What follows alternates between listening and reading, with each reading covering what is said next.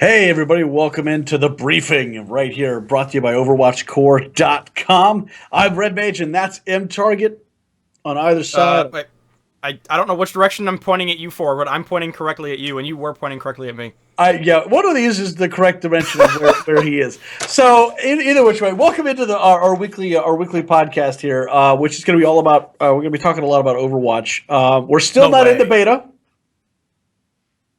Sad pandas. I still have the sulking thing. There we go. Yep, still Yeah, it's have gone. still have sad pandas, but that's It's back okay. down. So congratulations to the people that did get in the last wave.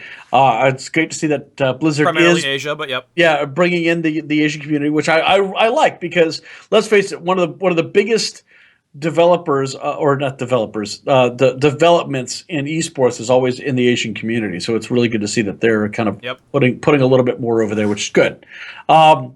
That being said, over the I know last week we discussed a little bit about the patch notes that had happened, and there was this is more of like a critique on the community, if you will, like the developing community. I know we're all starving for the beta. We all want to get into the beta. We all want to play Overwatch. We all want to be involved in Overwatch, and we get that. And even the people that are in Overwatch are kind of gloaty about it. And Sometimes. so Yeah. sometimes, a lot of them are really cool.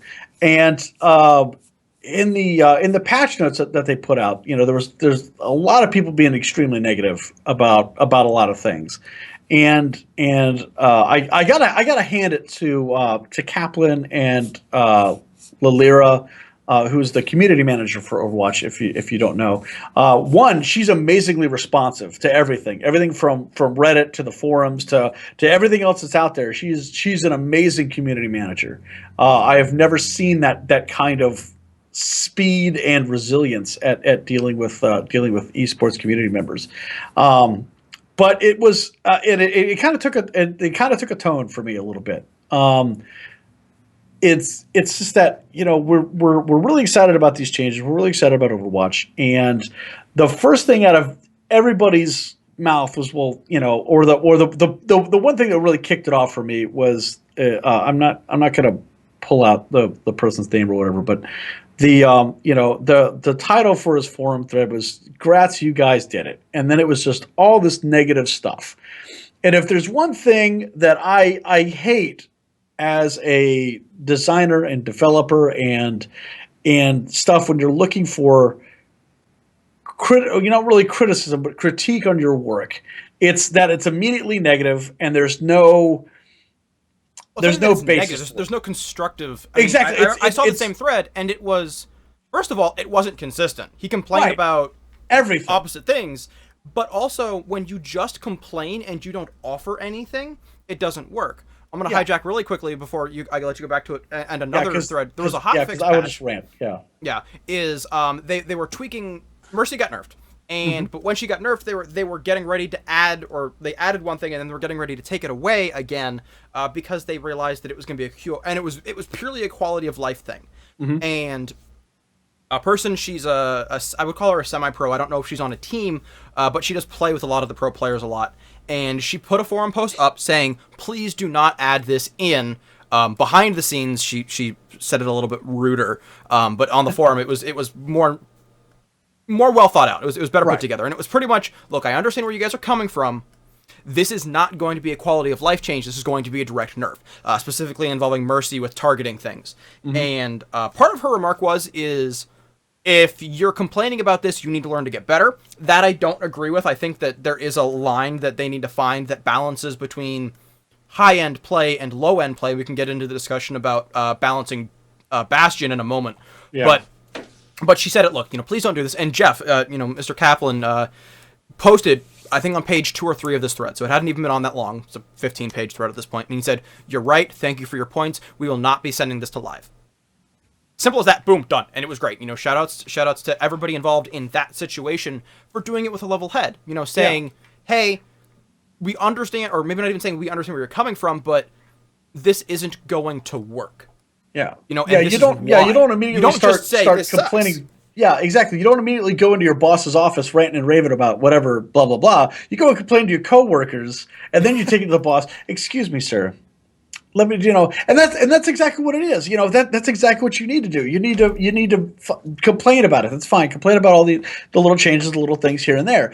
We understand that everybody wants it to be competitive. We understand everybody wants to have, be competitive because that's what the game is initially. It's billing itself as, and quite frankly, as a competitive game. Exactly. It's a PvP game. It's player versus player.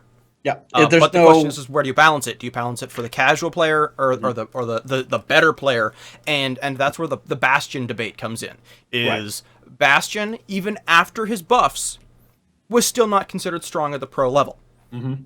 There were some questions, and maybe you could almost make it work, and then at the pub level, he was very pub stompy.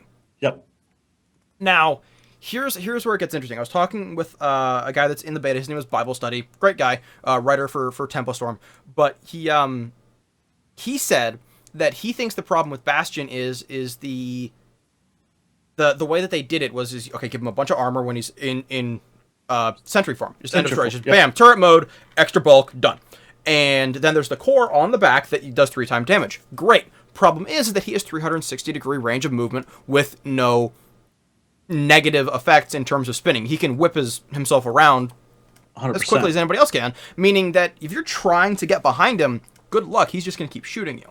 And so the suggested thing that he made, again, on another show, I don't think he made the suggestion in the beta feedback thread, which is, again, if you're not making it in the beta feedback forum as a beta player, it's not guaranteed to get to them. His suggestion was make him 270 degrees instead of 360, because that way he has a 90-degree angle that, he can't shoot at, which is, kind of this area between my thumbs. But he can still shoot at everything else around it. So I like that. Good thought. But instead, they nerfed him in some ways and maybe didn't quite address the concerns that people had, because, again, people aren't appropriately sending their remarks. I'm not saying that they're not doing a decent job at it, but it's that, okay, here's what we're saying, but it's not quite getting to the devs correctly. Right. And this is why the game is in beta. This is why the game is still in closed beta. Because if you open the beta up, you're going to get so much more complaints and so much more, because it's sort of that in alpha, the game is literally off screen here. You can't see what's going on in terms of everything that needs to get tweaked. Yeah. And so you have a very small pool of people to address all the problems. And what's great about that is, when you have that small group of people, that's where you get your big fixes. They went in the closed beta, I'm hijacking your rant. No, go. I think you're on the same point. Yeah, and then when you go to your closed beta, you want to expand it a little bit more, and you want to try to get that middle of the road balance. This is where you make the not more big balances. Finesse?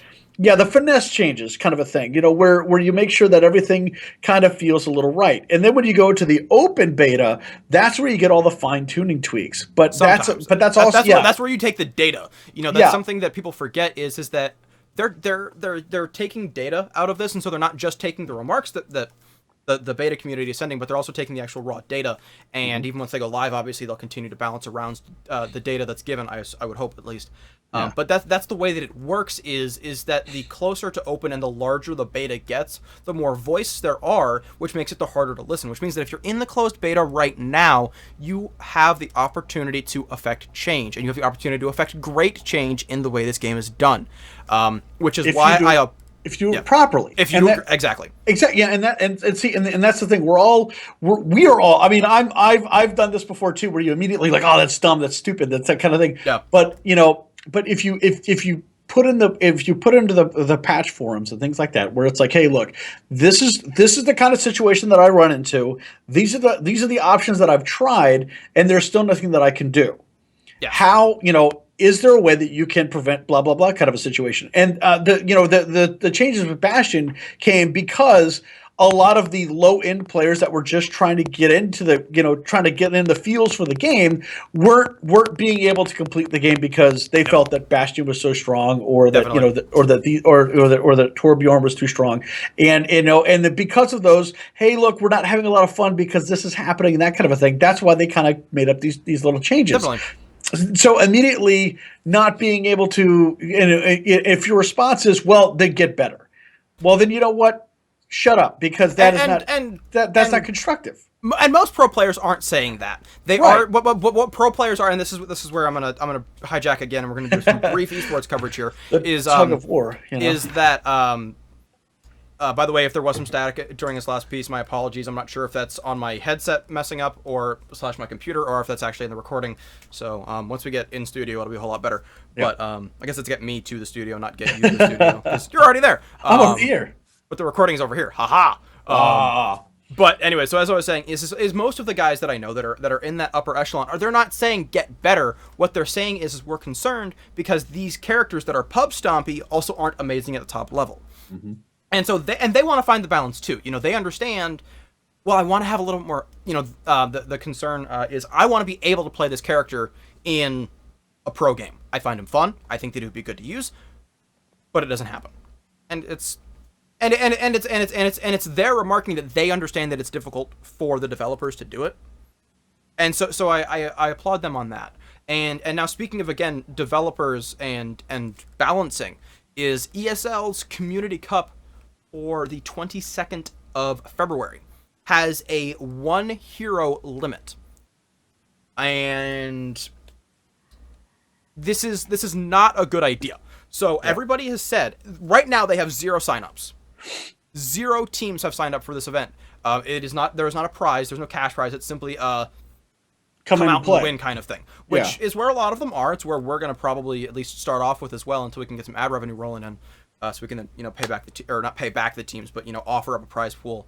But the teams are saying, even the big teams, a lot of the top end European teams have said, you're crazy, we're not doing this, because again, coming from Team Fortress 2, which is where a lot of pros have come in from, again, sort of the granddaddy of the objective based shooter with characters, is Team Fortress 2's pro scene suffered because of artificially implanted rules, artificial regulations, limiting classes and stuff like that. Whether or not it was necessary in Team Fortress 2, that's a debate for another day. In Overwatch right now, the game has some cheese strats, yes, that involve multiple characters, but the game has no game-breaking strategies with multiple characters. There's nothing in the game right now that says that. I mean, even in Beta 1, there was a strat where you ran 5 divas or 6 divas on the last point on this specific map. And you want to know how you stopped that? You ran 2 Reapers. Run 2 Reapers, they blow them up, problem solved. And that was the most broken, and that was for less than a week on that patch. Yeah. And so Blizzard's obviously paying attention, and nobody thinks that the game is in a position where you need that right now. And more importantly, again, the community doesn't want, or a significant portion of the competitive community doesn't want to see the game split up like that. And I agree with that very heartily, that you should not be trying to segregate the competitive scene from the casual scene in a way like this. This is why I am totally for... I am never for boycotting tournaments, because that means that there are people out there that are putting their hearts and souls into doing stuff and it's not working. But when you're trying to artificially direct the scene this early on, especially, it's not like the game's 2 years old and we're going, okay, maybe the beta's been open for 2 weeks on this meta. Yeah, and you only have a select number of teams to begin with, so isolating them like this is not great. And the ESL is a great organization. Having worked with them in the past, they do well. And I think it's just one of those situations where they themselves feel that this is a problem, so they want to try to fix it. Or one that they thought people were complaining about. And something that I did see was people saying, this wouldn't be bad if it was a fun tournament. A tournament saying, hey, let's have some weird rules. Because you can actually set it up in customs to do weird stuff. Weird stuff. Spawn you as random characters, and that would be I would love to see a tournament with all random on. Yep. I mean, again, that'd be amazing. Are you kidding me? That'd be amazing. Especially a year down the line with like a tiny prize pool online. It's similar to Dota's Captain's Draft, where or my personal favorite, Moonduck TV did last year I forget what the name of it was, but you could only use heroes that hadn't been drafted yet. Yeah. And so the deeper into the tournament you went, the more it was like, well, do we pick this good hero now, or do we try and save them for later? And do we risk giving them up? Or because I think you could only draft against, like, you couldn't obviously pick something that had been picked by the enemy team in that game, but you were drafting against your own pool. So if you didn't draft trying to think of a character that people would know. Axe. You know, do you draft Axe early as a weaker character to just get out of the way, or do you save him for later when you're scraping the bottom of the barrel? You know, that was fun. And so I like seeing those fun events. And I know that players enjoy those fun events, but you need to bill as such. ESL is billing as, this is the way we want to run tournaments in the future, is always with this one hero rule. And that doesn't make any sense. There have been no tournaments that have been decided based on, I mean, yes, there have been some wins that have been some cheese strats, but there's nothing wrong with that. It's like there's no problem with it. I mean, because that's StarCraft banning you win. Rush. That's you win. I mean, cheese stretch in anything, you're going to have that in everything. But you know, that's the thing. If you know that you can exploit something, somebody else will probably do the same. So you have to start always a way it. to compete to exactly. To counter it as well. That's so.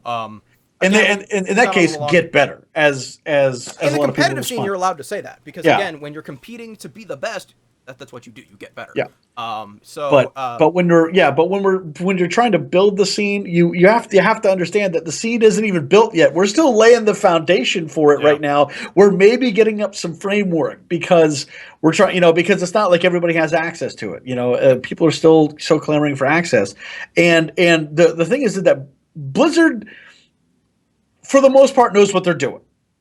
I mean, they've from Warcraft to StarCraft to Hearthstone. For the love of God, Hearthstone became an esport out of nowhere, and then Heroes of Newerth kind of did the same thing. And so they Heroes of the Storm, not Heroes of Newerth. Heroes of Newerth is something else. I'm sorry. Heroes of the Storm. Your age is showing. That's right. That's right there. It's right there. But it's just one of those things that they know how to make a game competitive. Yes. But this is their absolute first person shooter that they've put out. So it takes them a little, it might take them a little bit of time to kind of tweak it. Because let's look at it this way. The Overwatch was born out of a failed game. It was absolutely. I mean, like the game that it came out of was basically cinders, and like a phoenix, they've brought it back out, and just something that people want to play, and that's great. I mean, I think that's really great. So I'm willing to give. I mean, I've always been willing to give Blizzard the benefit of the doubt, but at the same time, with Mr. Kaplan working as hard as he is, with Lilira working as hard as she is, to try to make sure that this that this ship stays on course is fantastic, and I back them 100%. And again, as the TF2 community is saying, which again I will call myself an exile of, because I left. But again, the competitive scene should not be trying to separate itself from the public scene. Right. Give it time. The ranked scene, they are hoping to have ranked in the game before the game goes live. Again, at one point they said they weren't going to. Now they're saying they might. Ranked is important for a game like this with matchmaking and such. And so it'll be interesting to see how that goes. There are people suggesting that you need to have picks and bans. There are 21 characters in the game. You can't pick and ban out of that. It's too small. Yeah. And the point of the game is that you have all 21 characters to juggle stuff. Again, in talking with Bible Study, as he's a support main, but he flexes also a lot. And it's May considered the worst character in the game. In terms of out of the 21, she lands at the bottom because she has the fewest uses.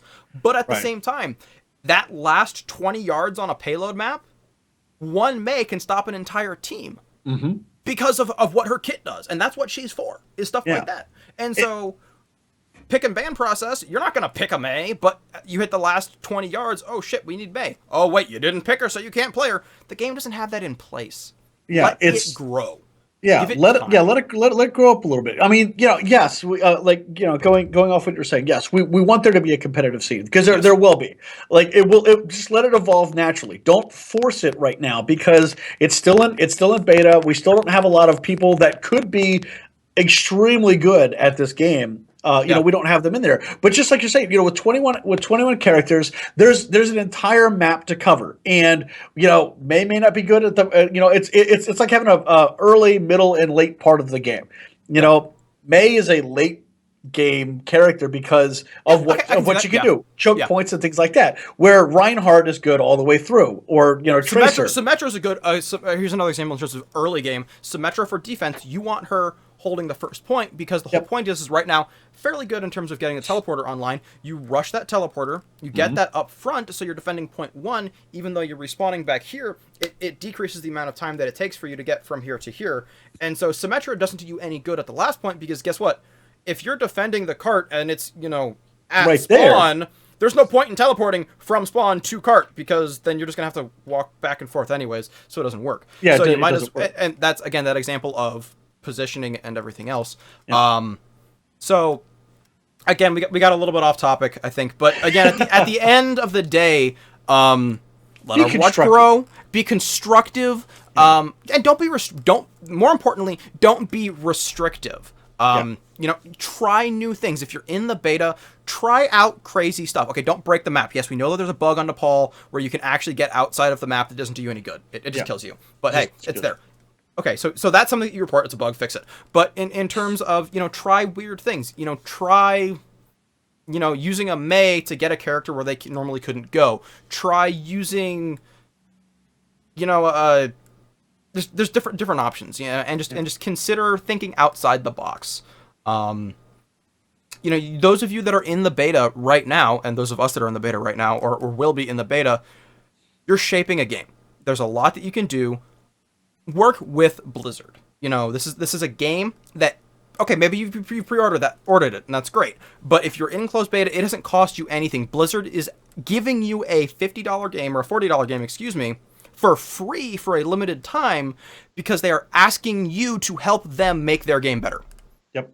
And that's where I think I'm going to end, is on the idea of a beta being for making a future game better, and these tournaments are for the sake of competing and just because you can, trying to compete and have a good time, and truly the competitive nature of the game will not shake out until it is released, because that is when you will see more people, that is when you'll see more ideas, and that is when you will see the full vision that Blizzard has in mind. Even if we are close to it now, we don't know for sure.